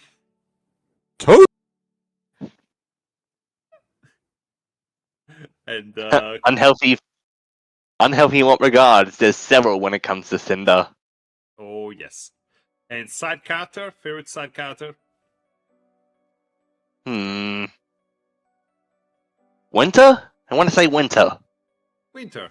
Okay. Pyrope, you? Favorite RWBY team member? Favorite side character? Favorite villain? Well, I'd have to say that my favorite RWBY character, like overall, is actually like Ruby Rose herself. And I know this sounds kind of like basic, but you know what? I'm not afraid to be basic. I drink Starbucks. Damn! Yeah, I love Ruby. She's like happy-go-lucky, but like also like determined, and like she can fight too. And like that's one of the things that really inspired me to like first start watching the show, was that like I was watching, you know, like episode 1 of volume 1, and I'm like, she's totally me, frail, you know, it's like just like me. Yeah, to say my favorite side character is probably Sun. He's just a good guy. He's just a good guy, and he deserves the best. Like, yeah, and then favorite villain was probably Emerald, although I don't know if she counts as a villain anymore. Yeah, she's a bit like does she count? Does she not? It's a bit weird that right now. You're right. Who She's knows in the what will gray happen? zone. Yeah. Yeah, and David, what about you? Favorite RWBY, you know? Yeah, when it comes to the team, I'm gonna have to say Ice. Wise. Yeah. Okay. Any particular reason why? Well, for one, her semblance is definitely the most versatile when it comes to who everybody else in the team, and I also do like that she has a lot going on there, and it feels like her story very often is a lot more grounded at times than some other plot lines that either gets picked up very well or doesn't, or have a little bit of a dip in quality sometimes. I see what you mean. Yeah, I see what you mean. Yep. Okay, side character and villain. When it comes to villain, I've got to give it to him. The roast of Cinder. Dr. Watts really hit home with that one. Yeah. Yeah. And when it comes down to favorite side character, well, Sun is definitely one of them, but I'm actually gonna give this one to Yatsuhashi. Yatsuhashi. Yeah. Rare. The original tall boy. Yeah. Oh, boy. Okay, yeah, that's actually interesting. Probably the first time I hear that, Yatsuhashi. But yeah, it's certainly an interesting character. It's got an interesting design. I can see that. Yeah. Okay, for me. Okay. The hardest one to answer is the one about Team RWBY. Because honestly, the girls all have such.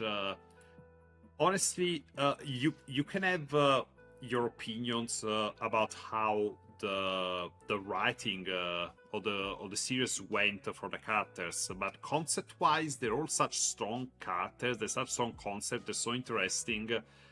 Oh my god.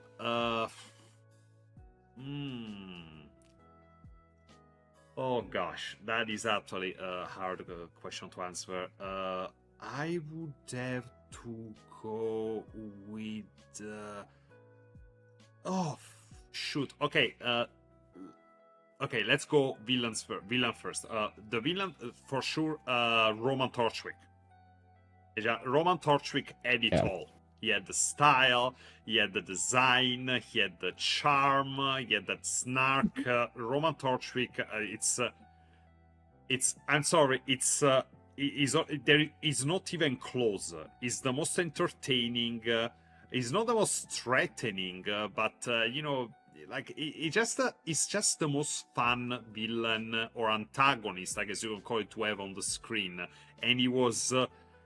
Very much underused. I'm sorry, he deserved to be more in the story, just because the other characters maybe may have more interesting arcs, backstories, or whatever. But there is no villain that has ever been as fun as Roman Torchwick. So, boy, Roman for sure.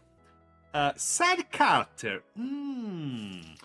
My favorite side character of RWBY. Guys, can you help me? I think can you guess? Can you guess who my favorite side character is? Hey, Dino, do you have an idea who my favorite side character in RWBY is? Do you have an idea? Quarters? No. Cue the Jeopardy music. No, it's Penny Polendina. It's absolutely, definitely Penny Polendina. Like, it's not even close. The entire reason why JPDE exists is because of Penny. Like, what else was I going to answer? Of course, it's Penny. And for the favorite RWBY team member, I'm gonna need to go with the one that was more interesting conceptually. Despite whatever they actually did with their potential in the series, the one that conceptually was more interesting to me was Blake. For sure, Blake. Blake had, as a writer, the ramifications of her story, of who she is, the relationship she has with certain thematics in the world of RWBY. She was also is the most interesting, also personally the most attractive of the group. But we know how that subplot ended up, and but I had to go with Blake. Okay, let's see. Next question would be, do you find writing better than coding, or coding better than writing, or are both equally good for the visual novel peeps? That's us. Coding or writing? Writing. Yeah.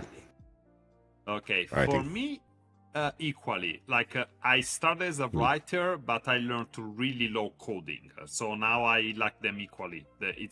Coding is actually so much fun once you get into it. Having to solve all the little puzzles when you want to do something, and then you can realize that you can actually do it. Amazing. Okay, for Pyrop, have you ever thought about adapting your campaign stories to a different medium? I have actually. Do tell. Like, this is gonna sound kind of funny, I think, but I've actually been wanting to write a fanfic for a while. I've written a lot of like campaigns, which I guess kind of count like fanfics. But I wanted to like write an actual like story, like, all written. And I have it like on the agenda. I know what I want to write. I just haven't really got around to it yet. Perhaps in the near future, though. Yeah, I got 2 characters in mind that I want to write about. Looking forward to it. Yeah, absolutely. Can't wait. Thanks. Okay. The question for me there to jump, let's see. Who designs your Grim in JPD2, and do you take suggestions? I guess I can take suggestions. Maybe I'll use them, maybe I won't, but I'll leave them in the server. But for who designs them, what are the? I do the concept, so to speak. I think of the concept for the Grim, what it represents, what it's supposed to be based on, inspired by, and then one of my artists makes the actual art based on my concept. I can do some awful sketches, of course, but He's not kidding.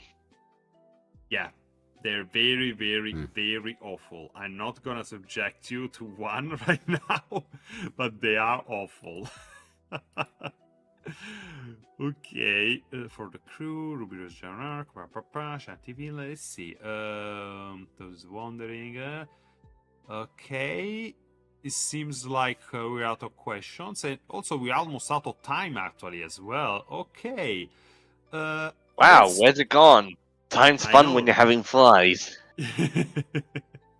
Indeed. Okay, let's do it That a explains a little lot. bit. Okay, Yeah. let's do it like this. Let's go around the table, and if you have any questions for the other people on the panel, you can ask. You can ask it. Let's see. Devin, do you have any question for any of us? Other three?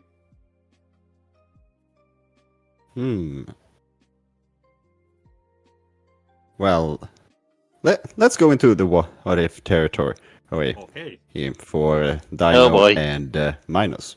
Oh boy. If you had to pick somebody that isn't the main character in your current project, who would it be? Sorry. If you had to what? Becoming. If you had to replace your current main character with somebody else, Oh. who would it be? David. So you go, okay, so you take, I get it. So you replace your main character with my main character. Okay, maybe I can replace David with Cobalt. Okay, no, that is actually a very interesting question because replacing, okay, wow, okay, that is something that I guess that's an interesting question. I will probably, if I had to replace him, as in with another person to be the main character, like Yep. if I had to make another main character, or Let's make it interesting. Take someone who's already existing in the story. Oh, okay. Then it would definitely be Jacqueline. She's another of the OCs, and she's the partner of David and the leader of the team in JPDE2, in JPDE, yeah, she would definitely be. She's already kind of the. You'll see in the future episodes of JPDE2, and she's going to be kind of the co-protagonist, so to speak. The protagonist, I think is the name, but yeah, definitely Jacqueline. Were you gonna Okay. replace Jack with Jack? Jack with Jack. Hit the road, Jack, and don't you come back no more, no more, no more, no more. Okay, let's see. I meant the Cobalt version of Jack. Yeah. Pyro, any question that you have for the other members of the panel? Yeah. So, if each of you could say one thing to each of your main characters, what would you tell them? Just like right at the outset. What advice would you give them? Oh. Okay. You guys, Devin first. So you made the question last, so you answer now. All right, I would probably tell him run. Nah, but in all seriousness,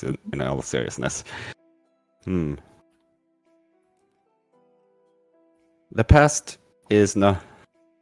Make sure the past can hurt, but the way I see it, you can either run from it or learn from it. I see. Interesting. I feel like I heard that one before. Hey, it works. If it works, it works. Oh, an internet cookie Oh, to that's whoever really can cute. identify that quote. Dino? Why did you let Bella pounce on you, Cobalt? Oh my. I don't know what that means, but I'm going to translate something useful. GM will understand the context. Okay. Okay. If I had to say something to David, As the make. Okay. Oh. Honestly, there's only one thing I could say to David. The one thing. There is only one thing, honestly. David, I'm so sorry for what I'm about to put you through. Yeah. Nice. That's all. That's all I can. I. That's literally all I can tell him. But like, yeah. Like, I'm so sorry, man. Please forgive me. See, No, we it's- call that character development in the biz. Yeah. I yeah, call it that's- trauma. Oh god. All right. Dino, any question for the other members of the panel?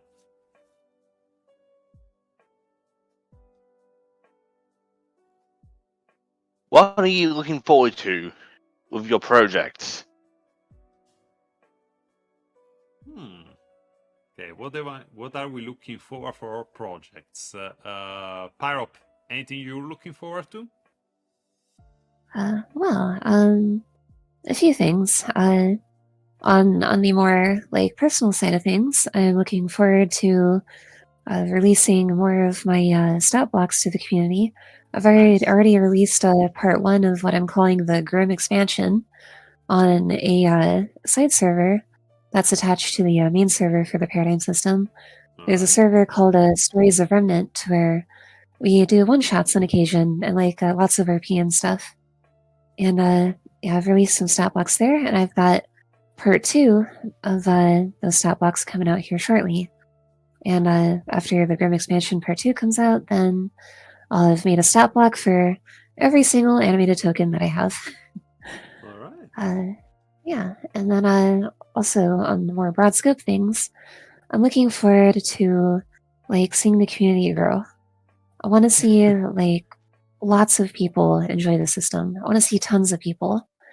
Like I know I'm not the one who made it, but I enjoy it a lot, and you know, I always want to find more people to play with, more friends to make. So yeah, I think it'd be really nice to see the community grow even bigger. Who knows? Maybe we'll take a little bit of a look down the line. Maybe. We'll see. Hmm. Okay. Devin, what's something you are looking forward to? I will definitely have to say some of the creative ideas that I have when it comes to the underbelly of Remnant, and there, because Dark is going to take a little bit of a dive under what we see on the surface. Just there. Okay. So expect to see some things that can look flashy, but have a little bit of a shade in the background. That is actually very interesting. That is something that I really like doing in my writing as well, going into all the layers of how society, of a nation function, the world, go a little bit deeper than just the surface, where you just fight the monsters and the conspiracy. I like the sound of that. For me, something that I'm looking forward to. Other than the next episode, because there is going to be something really fun for everyone, and I cannot wait. I cannot wait to show you all what we're cooking with the next episode. But something that is it story related or plot related? Oh, sorry. Is it story related or plot related? Get your mind out of the gutter. No, thank you, Devin. Thank you, Devin. It's story related, but also how do you say, character related and music related. Let's just say that it's music related as well. It's gonna be fun. But other than that, I'm looking forward. Honestly, it's going to be in years with one episode a month release, but I'm really looking forward to when JPDE 2 the story goes to Atlas, the Atlas arc, because I have something planned for that, and I'm really looking forward to doing that. So, stay tuned. Oh no! It's gonna be a while, but stay tuned. Yeah. Okay. So my turn for my question. Okay, if you guys could make without let's say you have the skills and the resources, if you could make any kind of video game based on RWBY, what kind of video game, what genre would it be?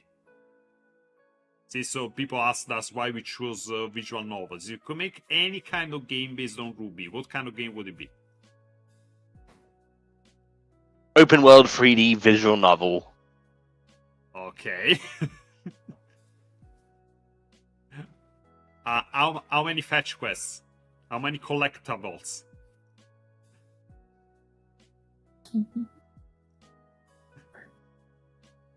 Not Okay, sure. David, you? What kind of genre? If you could pick any. Well, I have a couple of different opinions on what definitely would work for a RWBY game, so I'm actually going to play it a little bit safe and say 2D fighting game, similar to Who Blaze Blue, Who Cross Tag. That's fair. That's fair. Okay, and Pyrup? Let's see. I would make like an action adventure RPG, like something with like that has action, like a Devil May Cry, or like even like like Bayonetta. Yeah, like Devil May Cry is the big one actually, or like even like maybe like a Souls-like or something. But just something to like put you in like the driver's seat of like a huntsman or huntress, like experiencing the action firsthand. That's interesting, yeah. Although Yeah. maybe not. I think the thing is the Souls-like are not that spectacular, so to speak. They're a bit more grounded. But Bayonetta, I can definitely see Bayonetta Devil May Cry style. That sounds Yeah. fun.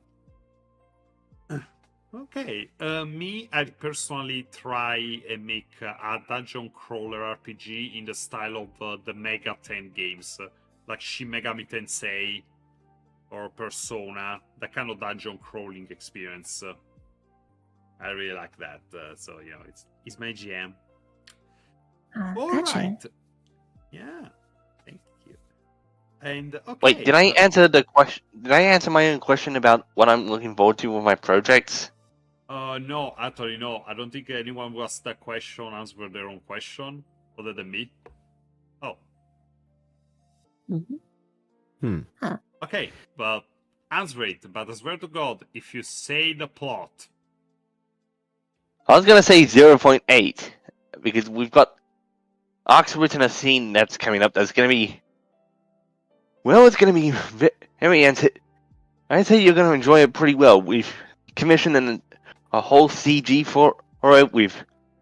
He's put a lot of effort into the writing, and Alright. well, if you like fight scenes, you're gonna like this one. That's all I'm saying. Okay, that sounds pretty interesting, pretty cool. Alright, let's... okay, I guess it's time to wrap it up. We've passed the 2 hours point. It's been long, it's been fun. So, let's go around the table. Guys, any projects, anything that you want to sell, something like that, like anything you want to share with the audience, anything they should be looking forward to, or that you want to send their attention to. Let's go in order from Pyrup. 8. Yeah, I think the thing that I want to tell everyone is that if you're interested in the system, go ahead and look us up on Discord. That's where all the releases for the book are posted and everything else. That's where we have a channel to look for a game or host one yourself, and like a link to all the other like servers that use the system and tell their own stories and stuff. Like if you're familiar with like West Marches style games, there's servers that do like West Marches and stuff. Yeah, like it's all like centralized on Discord. So yeah, go ahead and search us out. If you want to like contact me on Discord, I can give you like a link to the server and stuff. Yeah, like come on by, have some fun. All right. Dino. What about you? If you want to check out Team Cobalt, you can check us out on the Discord as well. We've also got an itch page on somewhere. diamond21779.itch.io/team-cobalt. And we've got a Patreon. Oh, yes, indeed. Under Diamond21779. Give us funds so we can pay our creatives. Yay, and you can get more Cobalt. Devin, what about you? Any plugs? Any last memory? Well, at the moment we, as said, don't exactly have it out yet. But if you want to check out the characters and how they interact with each other, we do have a couple of small all-time commissions, sort of like a little bit RWBY Chibi to help you see what dynamics might end up being like. And you can also check out a Ko-fi that we have. Other than that, if you are interested in the story that dives into the underworld world of the Remnant, feel free to stop on by and stay tuned. Yay! All right, it's great stuff all around. As this for me, Team JPDE, we're not exactly recruiting at the moment. But please be sure to join the Discord or follow us on social media. It's JPDE Official or Team JPDE. Just look it up. You can find it very easily on Google by now. And there is a link to our YouTube channel in the description of this live, and you can find from there the links to everything else. We have a Patreon, we have a Coffee if you want to support us, and a thing that is a new development that you should look forward to is that we're about to release the soundtrack of the games, the original tracks that I had the rights to on the streaming services. And that we already have released one single on it, the boss battle from JPD2, boss battle team, Son of Earth, Spawn of God. And sooner or later, we're also going to release that one song from JPD1 for sure, alongside the rest of the soundtrack. And well, honestly, this actually has been pretty fun, and time has really flown. Thank you so much for being on the panel, guys. I had a lot of fun, and thank you for being with us. Again, DINOMAN from Down Under, Australia.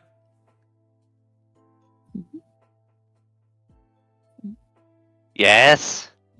Thank you for being on the panel. It's the last, we're saying goodbye to the audience. So say bye, everyone. That's how we do these things here. Come on. Oh my goodness. I wasn't sure if you wanted me to say anything or if you were just saying goodbye in general. No, you need to say goodbye. Like say hi, bye. I would like to say goodbye to everyone, and thank you for tuning in to the Summer of RWBY event. Also, a tiny side thing, the link in the description for the Paradigm RWBY TTRPG server is good for the next 7 days. After that, you'll need to message me, Pyrope, on Discord, or whoever else you manage to find, for a link to the server. Feel free to message me, I'm an open book, and yeah, I'll help you out. Don't worry. See, Dino? See how it's done? That's how it's done. Thank you, Pyro from Team Paradigm. Thank you so much for being with us. Devin? Absolutely. Well, some people like to say goodbye. I just like to say see you later. Okay, see you later then. And Dino, do you want to try that again? Bye, everyone. Thank you for joining us, and stay tuned for when I make that Cobalt JPD crossover mod. Oh, we'll be looking forward to that. This is MEINOS KAEN. Thank you so much for joining us on this panel. Stay tuned for more videos and lives on Summer of RWBY. We are going all the way until the 15th of July. Thanks so much for tuning in, and everything is archived on the YouTube channel. So share this with everyone that would think we find it interesting. All the other videos, there is more coming. Thank you so much for watching, guys. We'll see you soon. Ciao, buona serata, ciao, buonanotte. Bye bye. Bye bye. Bye bye, everyone.